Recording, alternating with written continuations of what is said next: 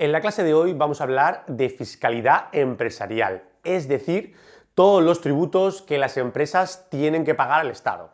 Vamos a empezar definiendo lo que sería un tributo. Un tributo es una obligación de pago de una cantidad de dinero hacia la administración pública por parte de los ciudadanos y las empresas por haber realizado un hecho con el que la ley considera que hay que contribuir a los servicios públicos. Fíjate que en esta definición ya vienen las tres características de un tributo. Es algo obligatorio, es decir, se debe pagar por ley, es dinerario, hay que pagar una cantidad de dinero, y es contributivo, se paga para contribuir a los servicios públicos. Claro, luego con todo este dinero el Estado construirá carreteras, hará parques, pagará la educación, la sanidad, los policías, etc. Bueno, pues vamos a distinguir los tres tipos de tributos que tenemos en España.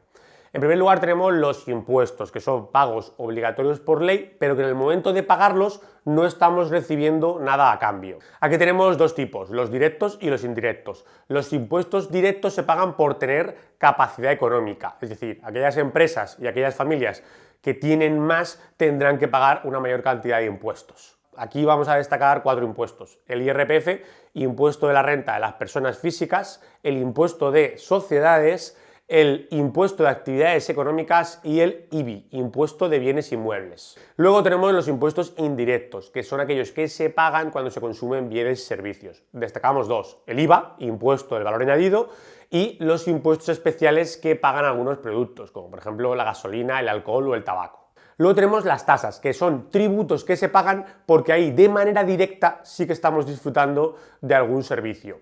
Por ejemplo, las tasas que hay para la recogida de basuras. O también las tasas que tienen que pagar algunas empresas, por ejemplo, por poner un establecimiento en una plaza, ya que están disfrutando de un espacio público. Luego tenemos las contribuciones especiales, que son tributos que pagan un grupo de vecinos o de empresas porque están disfrutando de manera directa de la ampliación de algunos servicios públicos. Un ejemplo tenemos cuando el ayuntamiento arregla una acera o pone alumbrado público y eso beneficia a la gente que vive ahí, con lo cual aumenta el valor de sus propiedades. Pues por ese motivo se paga una contribución especial. Para acabar, vamos a ver los elementos de todo impuesto. En primer lugar tenemos el hecho imponible, que es la circunstancia que origina la obligación de pago.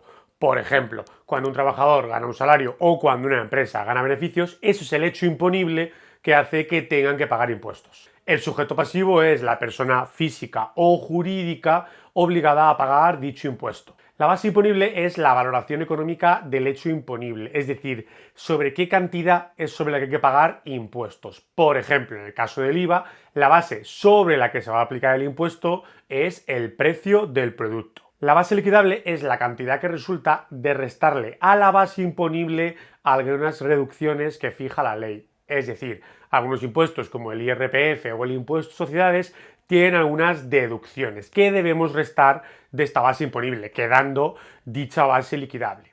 Luego tenemos el tipo impositivo, que es el porcentaje que se aplica sobre la base liquidable. La cuota íntegra será el resultado de aplicar el tipo impositivo a la base liquidable. En ocasiones esta será la cantidad que directamente tengamos que pagar, pero en otras ocasiones no, porque todavía puede haber algunas deducciones, lo que nos lleva a la cuota líquida. La cuota líquida será el resultado de restar algunas de estas deducciones y sumar una serie de recargos a la cuota íntegra. Y esta sí que será, por lo tanto, la cantidad a pagar. Y por último tenemos la cuota diferencial, que es el resultado de restar a la cuota líquida las retenciones.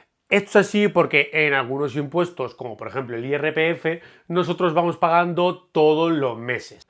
Es decir, que nos van reteniendo una cantidad de dinero. Por lo tanto, todo este dinero que ya nos han retenido tendremos que restárselo a la cuota líquida. Y esa cuota diferencial, digamos que es el dinero que nos queda para definitivamente ajustar las cuentas del pago del impuesto con el Estado. Y para acabar te dejo este esquemita final para que lo veas un poquito más claro. Y ahora lo que vamos a hacer es grabar un vídeo especial en el que vamos a explicar todos estos elementos en los principales impuestos del país. Lo veremos en la siguiente clase.